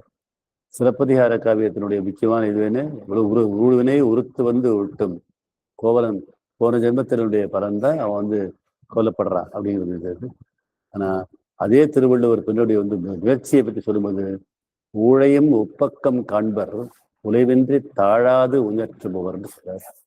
உப்பக்கம்னா முதுகு காட்டுறதுன்னு சொல்ற மாதிரி ஊழையும் தோற்கடிப்பாங்க. யாருன்னா உழைவின்றி சோர்ந்து போகாம தாழாது குறையில்லாம உயர்த்துபவர்கள் முயற்சி செய்யறவங்க. அதனால நம்ம அதே தான் இதையும் சொல்றது. அப்பா சொல்றது முயற்சி பண்ணா. இன்னொரு இதுல அடுத்த இதுல டெக்னாலஜி. இப்ப தொழில் ஆரம்பிக்கிறாங்க. அப்பா நிறைய சுயதொழில்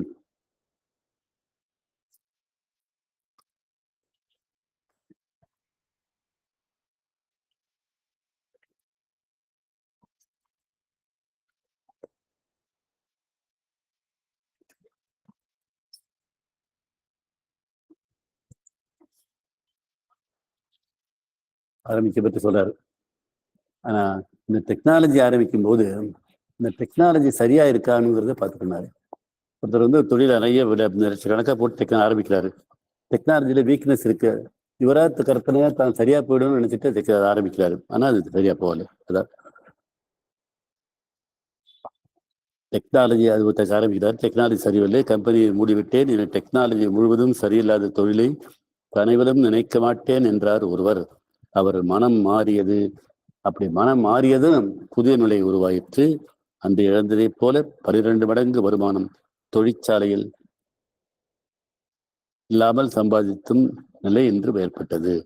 அதே தவற்றை வேறு உருவகத்தில் அவர் செய்யாமிருந்தால் பழைய தவற்றிற்குரிய நஷ்டம் அழிந்து விடுகிறது. அதனால ஒரு இதுக்கு டெக்னாலஜி இருக்குன்னு சொன்னா அந்த டெக்னாலஜியை சரியா தெரிஞ்சுக்கிட்டு அதை செய்யணும். தானா வந்துடும் அப்படின்னு மூடநம்பிக்கை மூலமா செய்யக்கூடாது. இப்ப மனைவி சந்தோஷமாக இருந்த திருமணம் செய்து கொள்கிறோம், எனக்கு ஏன் இப்படி ஒரு மனைவி வந்தால் எந்த பிரச்சனையும் இல்லாத பொழுது எல்லா பிரச்சனைகளையும் கிளப்புவாள், அவள் பெற்றோர் பிசாசு போல் இருக்கிறார்கள், திருமணத்திற்கு முன் அழகாக பேசினார்கள், இப்பொழுது ஆபாசமாக பேசுகிறார்கள், உயிரை மாற்றிக்கொள்ளவும் எண்ணம் தோன்றுகிறது என்பவர் தன் கடந்த கால வாழ்வில் இதே போன்ற பிரச்சனையை பிறருக்கு கொடுத்தது நினைவு வரும். அதை மாற்றினால் மனவாழ்வு மாறும். அந்த மனநிலையை அடியோடு மாற்றினால் வாழ்வு மனம் வீசும். நம்ம வந்து நமக்கு வாழ்க்கையில மனைவி சரியா அமையலைன்னா நம்ம அறியாம நம்ம வாழ்க்கையில பிறருக்கு முன்ன கடந்த கால வாழ்வில் ஏதோ செஞ்சிருப்போம். நம்ம அதை தெரிஞ்சுக்கிட்டு அதை மாற்றணும் சொன்னா நமக்கு வாழ்வு மாறும்.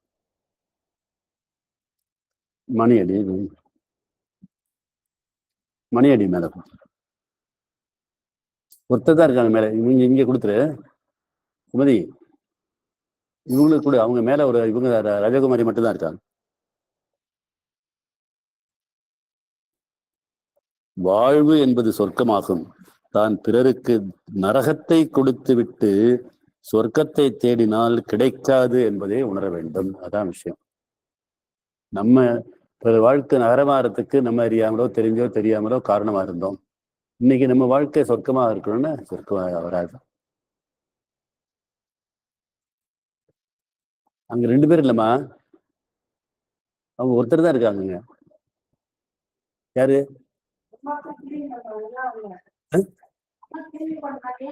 அவங்க மட்டும் தான் இருக்காங்க.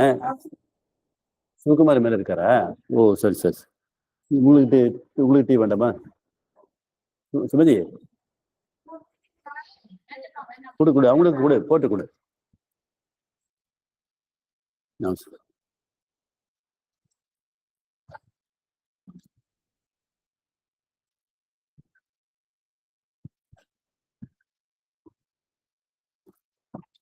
தான் பிறருக்கு நரகத்தை கொடுத்து விட்டு சொர்க்கத்தை தேடினால் கிடைக்காது என்பதை அவர் உணர வேண்டும். அதனால கூறாமல் சல்லியாசம் கொள்வது போன்ற நிலை வரும். அதனால் தான் பலர் தங்கள் மனைவியை நினைத்து பேசுவர். மனைவிக்கு மட்டும் இந்த குறை இல்லை, கணவனுக்கும் இக்குறை உண்டு என்று வெளியில் சொல்ல முடியாமல் இருக்கும் மனைவிகள் ஆறுதல் சொல்வார்கள். மனைவியும் இருப்பாங்க, மனைவிட்டையும் குறை இருக்கு, கணவன் இருக்கும். அவர்களுடைய ஆராய்ச்சிக்கு விவேகம் பலனாக கிடைக்கும். பிரார்த்தனைக்கு அற்புதமான வாழ்வு பரிசாக கிடைக்கும். விவேகத்தை பெற பொறுமையும் சிந்தனையும் தேவை. அற்புதத்தை பெற நம்பிக்கையும் பக்தியும் தேவை. அதனால நம்முடைய குறையை நம்ம கடந்த வாழ்வில் குறையை புரிந்து கொண்டு அதை அன்னையிட்ட ஒப்படைச்சாக்க அதனால அற்புதம் நடக்கும். சொல்ப சம்பளத்தில் வேலை செய்பவருக்கு பல லட்சம் சம்பாதிக்கும் வாய்ப்பு வந்ததை முதலில் நம்ப முடியவில்லை. தன் நிறையையும் எதிரேயுள்ள வாய்ப்பையும் நினைத்து பார்க்க முடியவில்லை. தானாக நாளாக நடக்கும் விஷயத்தை கவனித்தால் நம்பிக்கை பிறக்கலாம் என்ற நிலை ஏற்பட்டது. பல வகையிலும் எதிர்காலத்தை ஏற்கும் திறமைகளையும் மனநிலையும் ஏற்படுத்தும் செய்ய முயற்சிக்கு பெருமளவு பலித்தது. தன்னுடைய குறைகள் எல்லாம் இது பண்ணி முயற்சி அவருக்கு வாய்ப்பே வராதுன்றது வந்தது. இந்த நேரம் குறையை மனதால் நிறைவு செய்தால் கனவாக இருப்பது பலித்து விடலாம் என்று தோன்றியது. நிறைவு செய்யும் வழிகள் பல. தீவிர படிப்பு, ஆழ்ந்த உடல் உழைப்பு, அமைதியான மனநிலை மாற்றம் போன்றவை அவ்வழிகள். ஒரு வாய்ப்பு வரும்போது நம்மகிட்ட இருக்க குறைகளை மாற்றணும். அந்த ஒரு வேலையில் இருக்கிறாங்கன்னா அந்த வேலைக்குரிய படிப்பை படிக்கணும். இப்போ கம்ப்யூட்டரில் ஐடியில் இருக்கிறவங்க எல்லாம் அவங்க இருக்கிற வேலையில இருந்து புதுசாக ஃபீல்டில் போய் அதுக்காக பணம் கட்டி சர்டிஃபிகேஷன் சொல்லுவாங்க, சர்டிஃபிகேஷன் செஞ்சுட்டே இருப்பாங்க. அப்படி செஞ்சிருக்கிறவங்களுக்கு அவங்களுக்கு வேற புதிய வாய்ப்புகள் கிடைக்கும், வாய்ப்பு தேடி வரும், மேலே மேலே வந்துட்டே இருக்கும். நான் இங்கே அதுக்கு முன்னாடி செல்ஃப் இம்ப்ரூவ்மெண்ட் புக்ஸ் நிறைய படிப்பேன். அதில் என்ன எழுதுவாங்கன்னா, எப்போதுமே நீ வேலை பார்க்கும் வேலைக்கு நீ ஓவர் குவாலிஃபைடாக இரு, அதை விட திறமை நிறைந்தவராகவே இரு. அப்போ உனக்கு, ஏன்னா அமெரிக்காவில் எல்லாம் உங்களுக்கு தெரியும், இப்போ இந்த பர்மனெண்ட் வேலைங்கிறது இதுவே கிடையாது. அங்கே எப்போ எந்த நேரத்தில் போக சொல்லுவாங்கன்னு தெரியாது, ஆனால் உடனே அடுத்த வேலை கிடைக்கும். அது இப்போ அங்கேயும் அந்த இப்போ ஐடியில் இருக்கிறவங்களும் அப்படி தான் இருக்கிறாங்க, ஒரே வேலை மாறிட்டே இருப்பாங்க. நம்ம அந்த நாளில் நிரந்தரமான வேலை அப்படிங்கிறத, அரசாங்க வேலை நிரந்தரமான வேலைங்கிறத பழைய நான் இளைஞனாக இருக்கும்போது அதெல்லாம் நினைக்கிறது. இப்போ அப்படி நினைக்கிறது இல்லை. ஐடி ஃபீல்டு வந்த பிறகு இன்ஃபர்மேஷன் டெக்னாலஜி இருக்கிறவங்க கம்பெனி மாறிட்டே இருப்பாங்க. என் பையன் இதோட 4 கம்பெனி மாறிட்டான். முதல்ல எல்என்டியில் இருந்தான், அப்புறம் டெக் மஹேந்திராவுக்கு போனான், அப்புறம் ஜியோவுக்கு போனான், இப்போ மறுபடியும் எல்என்டிக்கு வந்திருக்கிறான். இன்னொரு கம்பெனியில் கூப்பிட்டு இருக்கிறாங்க. அப்போ அவங்களுடைய திறமையை வைத்து இதுட்டு இருப்பாங்க. அது அது அந்த அப்போ அவங்க தன்னுடைய தகுதியை உயர்த்தி கொள்ள வேண்டும். இங்கே வர நிறைய யங்ஸ்டர்ஸ் எல்லாம் இங்கே எல்லாம் சேவை என்பவர்களாக இருந்து இப்போ எல்லாரும் ஐடி ஃபீல்டில் உலகம் பூரா இருக்கிறாங்க. அவங்க எல்லாருமே இந்த ஐடியில் இருக்கிறவங்க எல்லாமே சர்டிஃபிகேஷன் சொல்லி அதுக்கு பணம் கட்டி ஆன்லைன்லேயே படித்து தன்னுடைய திறமையை உயர்த்தி கொண்டே இருப்பார்கள். அதான் எழுதுறாரு, அது அப்பா எழுதுறாரு. குறைவை மனதால் நிறைவு செய்தால் கனவாக இருப்பது பறித்து விடலாம். தீவிர படிப்பை எப்படி செய்யறது? தீவிர படிப்பு, ஆழ்ந்த உடல் உழைப்பு, இதையும் திருப்பி திருப்பி வர்ணிக்கிறார். இது பூர்ண யோகம்ங்கிறதுனால மனம், அறிவு, உடல், உணர்ச்சி மூணு பயன்படுத்தணும்.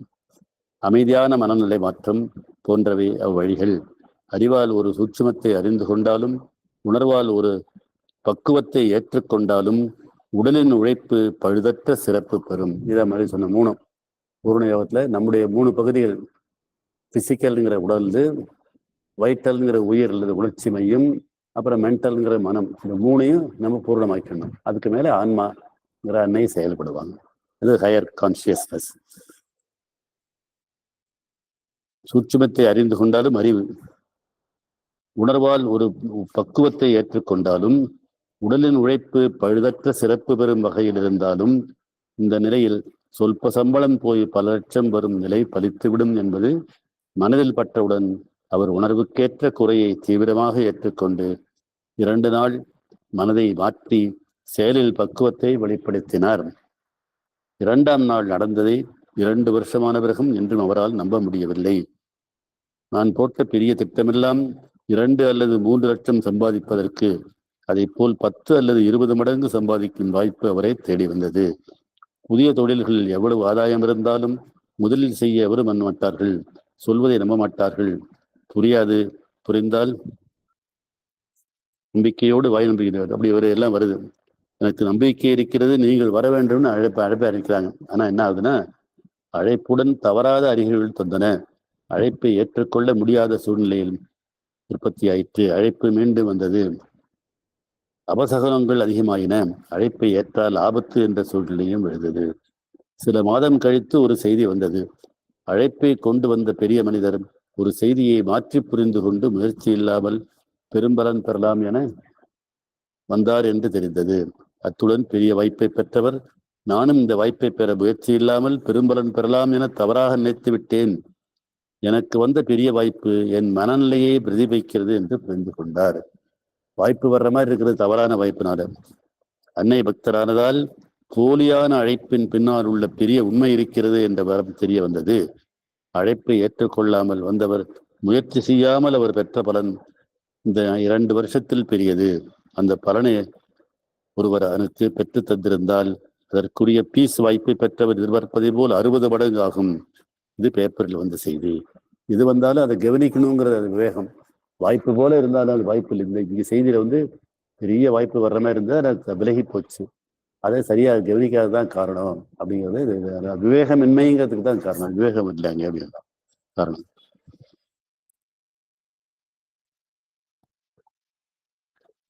இந்த நிலையில் பக்தருக்கு விவேகம் இருந்தால் ஏன் இப்படி வந்தது? தன் மனநிலை போலியாக இருப்பதை உண்மையாக மாற்றிக்கொண்டால் அந்த அளவு பலன் அன்னையின் அருளால் காத்திருக்கிறது என்பது பொருள். அவர்கிட்ட போலித்தனம் இருந்ததுனால அந்த போலியான ஒரு வாய்ப்பு ஒன்று வந்தது. தன்னிட்ட போலித்தனத்தை மாற்றிக்கொண்டால் உண்மையை வந்தாக்கா அந்த அருள் அது மாதிரி தவறான இது வராது. விவேகத்தை நாடுவது நல்லது, அது அருளை தரும், பொருள் மூலமாக அருளை தரும். தன்னிடம் நீ சொல்றது எல்லாமே பார்த்தீங்கன்னா நிறைய நம்மிடம் உள்ள குறைகளை அறிந்து நாம் நம்முடைய திறமைகளை வளர்த்துக் கொள்ளுதல், நம்முடைய உள்ள குறைகளை அடர்ந்து அதை மாற்றுதல்.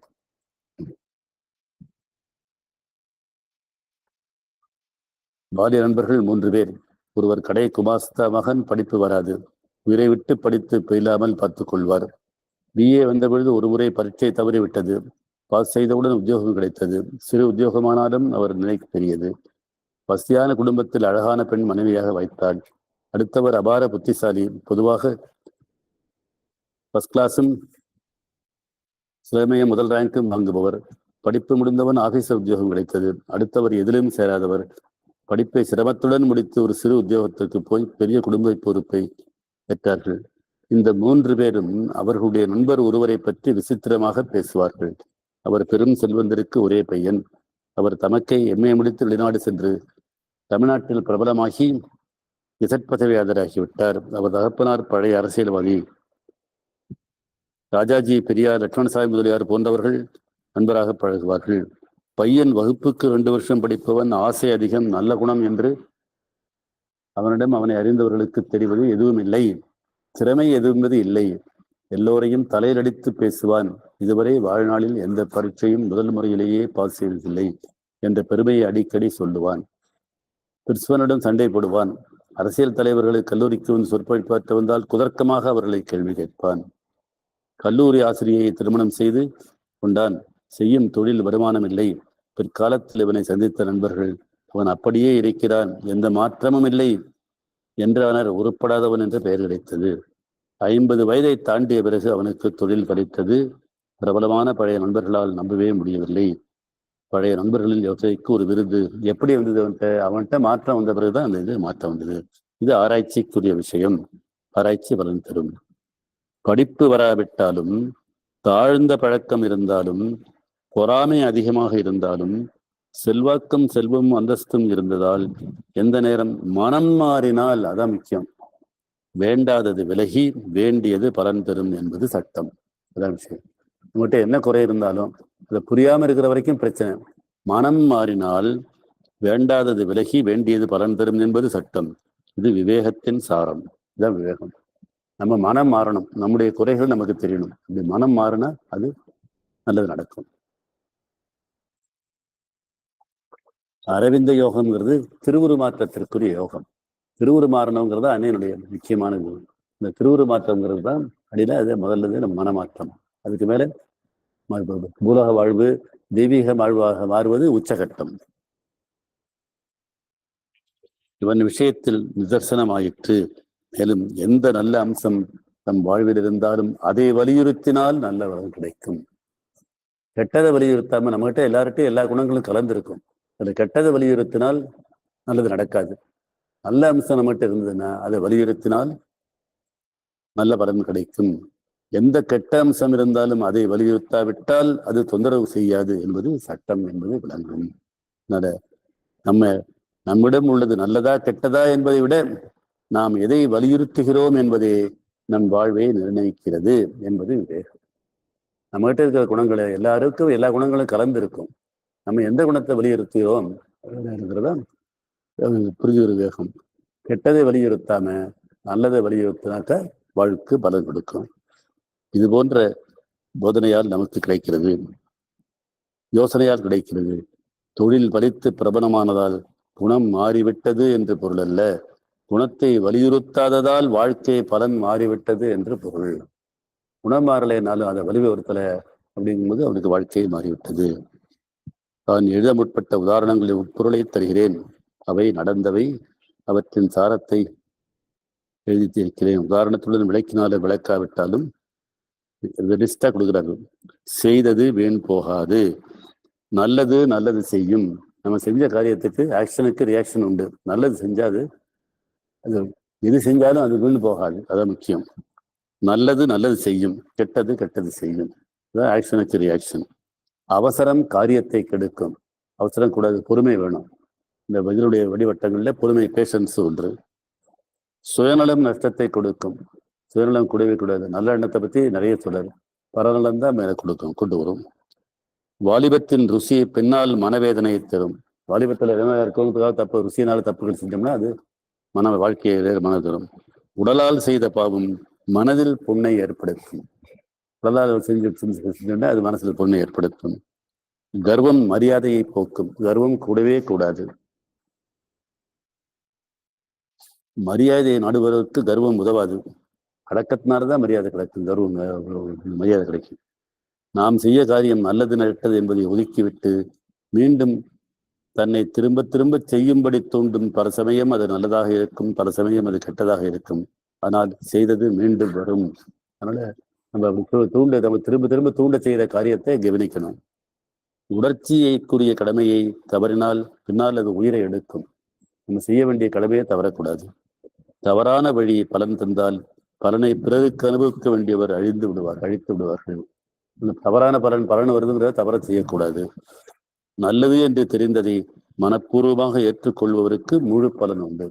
நல்லதுன்னு தெரிஞ்சு அதை ஏற்றுக்கணும். நமக்கு அன்னை யார் என தெரிந்து ஏற்றுக்கொண்டால் பெற முடியாததில்லை. அன்னை பராசக்தியின் அவதாரம். இந்த பிரபஞ்சத்தை ஏற்கிற பரம்பொருள் செயல்பட்டு செய்கின்ற யூனிவர்சல் கான்சியஸ் ஃபோர்ஸ். நம்ம அதை புரிஞ்சுக்கிட்டோம்னா நம்ம வாழ்க்கையில எல்லாமே கிடைக்கும். இல்லாததை இருப்பதாக பேசினால் இருப்பது போய்விடும். அதாவது பொய் பேசக்கூடாது. தவறு என்று பலமுறை கண்டபின் மீண்டும் செய்வதற்கு மடமை என பெயர். அது விவேகம் இல்லை. சொந்த மகனானாலும் தவற்றை ஆதரித்தால் அவனே உனக்கு பெரிய தவற்றை செய்வான். அதனால பையன்னா அவனை தப்பு சப்போர்ட் பண்ணோம்னா அது நமக்கு ஆபத்தா வரும். லட்சியம் பெரியதானாலும் மனப்போக்கு சிறியதானால் பெரும்பலன் விலகும். நல்ல பெரிய லட்சியத்துல இருக்கும்போது தவறான மனப்போக்கு சிறிய மனப்போக்கு இருந்தால் பலன் விலகி போயிடும். ஆபீஸ் பணத்தை விரயம் செய்தால் சொந்த பணத்தை அது விரயம் செய்யும். துரோகம் பலன் கொடுத்தால் பிறகு பிறரை நாம் நமக்கு துரோகம் செய்ய அழைக்க வேண்டி இருக்கும். நம்ம துரோகம் செஞ்சோம்னா வேற ஒருத்தர் நமக்கு துரோகம் செய்வாங்க. குறுக்கு வழியில் பலன் நிறைத்தால் பலன் ஒதுங்கும், அவமானம் வரும். அகங்காரம் அடிப்படையை அழிக்கும். அகங்காரம் கூடவே கூடாது. சில்லறை ஆசையை பூர்த்தி செய்ய நினைத்தால் சில்லறையாக வேண்டியிருக்கும். நம்மளும் சில்லறை ஆயிடுவோம். பெரிய லாபத்தை தவறான வழியில் தேடினால் ஜெயில் சொந்தமாகும். உற்ற நண்பனுக்கு விரும்பி செய்யும் துரோகம் நம் வாழ்வை துரோகத்தில் உற்பத்தி ஸ்தானமாக்கும். நம்ம ஒருத்தருக்கு துரோகம் முதல்ல உதாரணம் சொன்னது. நல்லவனுக்கு வீம்பு சவால் விட்டால் பொல்லாதவன் அதை நிறைவேற்றுவான். நம்ம இன்னொருத்தருக்கு சவால் விட்டு உன்னை விட்டனா பாருன்னு சொல்றத அந்த வேலையெல்லாம் நினைத்தா நமக்கு கிடையாது. உதவாக்கரை வாழ நினைத்தால் மாறிய மனம் மாற்றமான பலனை தரும். மனம் மாறினால் பலன் தரும். உரிமை இல்லாததை தீங்கிழைத்தால் உரிமையை உத்தமனுக்கு தீங்கிழைத்தால் உயிர் எளிமையாக பிரியும். உயர்ந்தவர்களுக்கு தீங்கு இழைக்கவே கூடாது. உயிராபத்து வரும். போற்ற வேண்டிய செயலை பொறாமையுடன் பார்த்தாலும் அல்பாயுசாகலாம். பொறாமையும் கூடவே கூடாது. தீமையில் ஊறியவன் நன்மையை கடிந்தால் விபத்து உயிரமாக்கும். பிறருடைய நன்மையை கடியக்கூடாது. உரிமை இல்லாத பொழுது அடாவடி செய்து ஜெயித்தால் ஜெயில் அழைக்கும். உரிமை இல்லாத இடத்துல அடாவடி ஜெயிலுக்கு கொண்டு போகும். தவறான பிரார்த்தனை தலைகீழான பலனை தரும். பிரார்த்தனை சரியானதுக்கு தான் பிரார்த்தனை செய்யணும். நன்றி இல்லாதவரை நாயும் போய் சொல்லி திட்டம். நன்றியை பற்றி நிறைய எழுதுறாங்க. நன்றி ரொம்ப முக்கியம். உலகம் போகும் போக்கு உத்தமனுக்கு உதவாது. எல்லாரும் செய்யறாங்கிறதுக்காக நம்ம செய்யக்கூடாது. உலகம் இப்படிதான் செய்யுது, லஞ்சம் செய்யறது. அன்னை ஏற்றுக்கிட்டவங்க செஞ்சாக்கா அது சரியா வராது.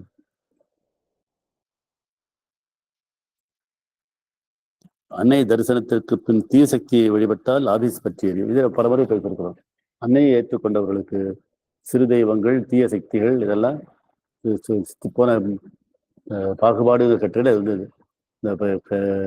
சித்து விளையாடுறவங்க, குறி சொல்றவங்க, மந்திரம் செய்யறவங்க, இது தொடர்பெல்லாம் கூடவே கூடாது. அன்னை ஏற்றுக்கொள்ளவங்க. உத்தமன் மீது அபாண்டத்தை சுமத்தினால் உயர்வதற்கு போனபின் வாரண்ட் வருகிறது. ஆனா அபாண்டமான பழியை இன்னொருத்த மேல, உண்மையானவர்கள் மேல செஞ்சோம்னா நமக்கு வாரண்ட் வரும். உதவுவர் காரியத்தை தள்ளி போட்டால் முக்கியமான காரியம் தள்ளி போகும். பெரிய கடமையை சிறு சௌகரியத்திற்கு உட்படுத்தினால் உலகப் பரிசு தள்ளி போகிறது. நீ சொல்லு போய் பல மடங்கு பெருகி முன் தாண்டவமாடும். கோள் சொல்வதை கடமையாக்கி கொண்டால் மனைவி வீட்டை விட்டு வெளியேறுவாள். இதெல்லாம் வந்து தவிர்க்க வேண்டியவை.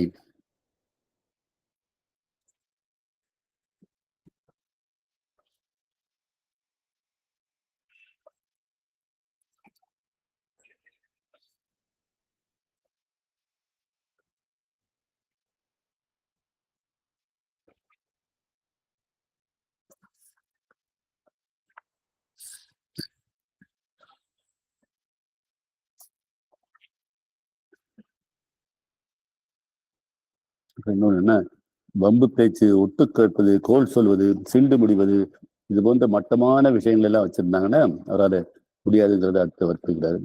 படிப்பாளி, அறிவாளி எல்லாம் இருந்தும் இதெல்லாம் இருந்தா அவருக்கு பாபத்து வருங்கிறார். அப்படி செஞ்சவர் வந்து ஒரு பைசா திருடாதவரை வந்து 40,000 திருடாத அவருக்கு பழி வந்தது. இந்த வகுப்பு பேச வந்தது. ஒருத்தர் வந்து பிரார்த்தனை பண்றது இப்ப நீட்ட பண்ணலாம், ஆனா கெடுதல் செய்யறதுக்கு பிரார்த்தனை பண்ணவே கூடாது. எல்லா பிரார்த்தனையும் பலிக்கிறான். தீங்கு செய்யும் பிறருக்கு செய்யும் தீங்கு செய்ய பிரார்த்தனை மேற்கொண்டால் அவர்களுக்கு தான் ஆபத்து வரும். அதுவும் ஜாக்கிரதையா இருக்கணும். அப்புறம் நன்றி, விசுவாசம் இதெல்லாம் வேணும். அது இல்லைனாலும் பிரச்சனை வரும். அது முக்கியமானது. அது நன்றி கட்டவள் நன்றியை பத்தி நிறைய பலமுறை பேசியிருக்கிறோம். எது பெரியது சிறியதுன்னு பாகுபாடு வரணும். அதுக்கு உதாரணம் சொல்றாரு. ஒரு பெரிய அறிஞர் அவரு இது பண்றாரு. ஒரு பெரிய இன்டர்நேஷனல் கமிஷன் வருது, அதுக்கு மீட்டிங் கூப்பிட்டுருக்காங்க. அந்த நேரத்துல மனைவி வந்து ஏதோ ஷாப்பிங் போகணும் வாங்கன்னு சொன்னாங்கன்னு அது போகாம தடுத்தாரு. அவருக்கு வர வேண்டிய உலக பரிசு தள்ளி போயிடுச்சுன்னு சொல்றாரு. அவர் மனைவி கடைக்கு போக வேண்டும் என்றார். உலக பிரசித்தி பெற்ற பேராசிரியர், உலக பிரசித்தி பெற்ற பல்கலைக்கழகம் அவரை அழைத்தது. முதலால் அவரை ஏற்றுக்கொண்டவர் முடியவில்லை, பிறகு ஏற்றுக்கொண்டார். மாணவர்கள் ஆர்ப்பாட்டம் செய்தனர். நோபல் பரிசு வரை இவர் பெயர் நியமனம் செய்யப்பட்டது, ஆனால் பரிசு கிடைக்கவில்லை. அதற்கு காரணம் என்ன? இவர் ஒரு சர்வதேச கமிஷனில் உறுப்பினர், கூட்டங்களுக்கு வருவதில்லை. ஒரு கூட்டம் இவர் ஊரிலேயே அமைந்தது, வர ஒத்துக்கொண்டார். அன்று அவர் மனைவி கடைக்கு போக வேண்டும் என்றார். கணவர் வீட்டில் இருந்த குழந்தைகளை பார்த்து கொள்ள வேண்டும் என்றார். பேராசிரியர் சர்வதேச கமிஷன் கூட்டத்திற்கு போகாதை ரத்து செய்து மனைவியின் விருப்பத்திற்கு இணங்கினார். எனக்கு திறமை இருக்கிறது, பரிசு எனக்குரியது, என் உயர்வை அறிந்து கொடுப்பார் இல்லை, உலகம் சரியில்லை என்று இவர் நினைக்கும் பொழுது பெரியது சிறியது என்று பாகுபாடு இவருக்கு இல்லை. சிறியதற்காக பெரியதை புறக்கணிக்கும் மனப்பான்மை எனக்கு உண்டு. அதனால் என்னை விலைக்கு உலகம் சிறியவர்களுக்கு பரிசு கொடுக்கிறது என்று புரிந்து கொள்ள வேண்டும். சின்ன விஷயத்தையும் இது மாதிரி நிறைய என்னுடைய மாணவர் ஒருவர் வந்து அவருக்கு நல்ல கெட்டிக்காரர், ஃபர்ஸ்ட் ரேங்க், இங்கே இருந்தது, நல்ல ஆராய்ச்சியாளர். ஒரு இதுல அவருக்கு வந்து இன்டர்வியூ வந்தது, ஒரு புதுசா ஆரம்பிச்ச யூனிவர்சிட்டியில. அப்ப அவர் பொண்ணு வந்து இது டெல்லிக்கு போடுறது, நீ கூட வாப்பான்னு கூப்பிட்டுட்டு அதை விட்டுட்டு போகாம போனாரு.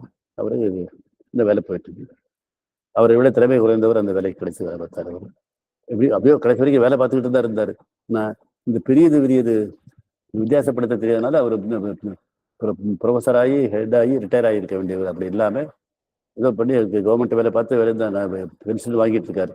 இருந்தாலும் அவருடைய திறமைக்குரிய இடத்தை அவர் பெறவில்லை. இன்னைக்கு ஆராய்ச்சி பண்றாரு, இருந்தாலும் பெறவில்லை. அது காரணம் அதான், பெரியது சிறியது வித்தியாசம் தெரியாதுதான். உலகம் திறமைக்காக மட்டும் பரிசு தருவதில்லை, மனிதனின் முழுமையை கருதுகிறது. ஹோல் பர்சனாலிட்டியான்னு கவனிக்கிறது. முழுமையை கருதும் பொழுது அவனுக்குள்ள சிறுமைகள் தெரியும். அங்க சிறுமைகள் தெரிந்திடும். சிறுமையின் திறம் பெருமையை விட அதிகமானால் சிறுமை ஜெயிக்கும், பரிசு விலகி போகும். அதான் முக்கியம்.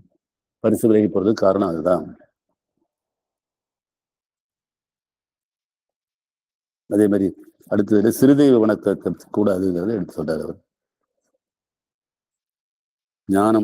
ஞானம் என்பது இறைவனை அறிவது. அன்னையை நாடி வந்தவர்கள் அதை பெறலாம். ஞான தாகமிருந்து அதற்குரிய பவித்திரமான உணர்வுடன் பக்குவமான மனநிலையுடன் அன்னையின் அவதார தெய்வாம்சத்தை உணர வேண்டிய ஆழத்தில் ஜீவனில் உணர்ந்தவர்கள் ஞானத்தை தேடினால் ஒரு ஜென்மம் தவம் செய்து பெறுவதை ஓராண்டில் அன்னையிடமிருந்து பெறலாம். அப்பா எல்லாத்துலேயுமே வந்து வாழ்க்கையில ஆரம்பிச்சு ஆன்மீகத்தை கொண்டு முடிவாங்க. யோக தகுதி உள்ளவர்கள் யோகம் செய்யலாது. இதுவரைக்கும் வந்து பிராக்டிக்கல் தான் சொல்லிட்டு வந்தாரு, கடைசியில ஞானத்தை பற்றி சொல்லிட்டாரு. ஞானம் வாழ்வில் பிரதிபலிப்பது விவேகம், அதை மேதைகள் பெற்றுள்ளனர். அன்னையிடமிருந்து விவேகத்தை பெற அறிவுடைய முயற்சியை அகன்ற அனுபவத்தோடு மேற்கொண்டால் மேதைக்குரிய விவேகம் பக்தனுக்கு கிடைக்கும். விவேகம் பெற்று வாழ்வை உயர்த்துவது அடுத்த நிலை. தவற்றை விளக்கும் விவேகத்தை பெறுவது கடைசி நிலை. இந்நிலையில் விவேகத்தை பெறுவதையே மேலே எழுதினேன். இந்த விவேகம் பெற்றவர் வாழ்வில் இனி பிரச்சனை என்பது எழாது. எழுந்தால் அவரால் அதை தானே தீர்த்து கொள்ள முடியும். இதுவரைக்கும் சொல்ற அந்த விவேகமான எதை தவிர்க்கணும், எதை செய்யணுங்கிற விவேகம் இருந்ததுன்னா அப்ப வாழ்க்கையில பிரச்சனையே எழாது. எழுந்தால் அவரால் அதை தானே தீர்த்து கொள்ள முடியும். அவரை சுற்றி வாய்ப்பு வட்டமிடும். எந்த வாய்ப்பு வலிக்க வேண்டும் என்றாலும் என்ன செய்ய வேண்டும் என்பது அவருக்கு தெரியும். வந்த பிரச்சனையும் எந்த பிரச்சனையையும் நாடாது. எந்த வாய்ப்பையும் பெறலாம் என்பது அன்னைக்கு அனைவருக்கும் அளிப்பது. எல்லாருக்கும் எல்லாம் கிடைக்கிறது அன்னை. அதை பெற பக்திக்குரிய வழிகளும் நம்பிக்கைக்குரிய முறைகளும் பணிவுக்குரிய பாணிகளும் அதுபோல் பல்வேறு முறைகளும் உள்ளன. மேலே சொன்னது அறிவுக்குரிய வழி. அறிவு மூலமா விவேகம் பெறுறது. அறிவு அனுபவத்தால் சிறந்து விவேகமாகிறது. ஞான தெளிவான அனுபவம் விவேகத்தை உற்பத்தி செய்கிறது. அது விவேகம் பலன் உள்ளது. அன்னை பக்தர்கள் அனைவருக்கும் கிடைக்கக்கூடியது.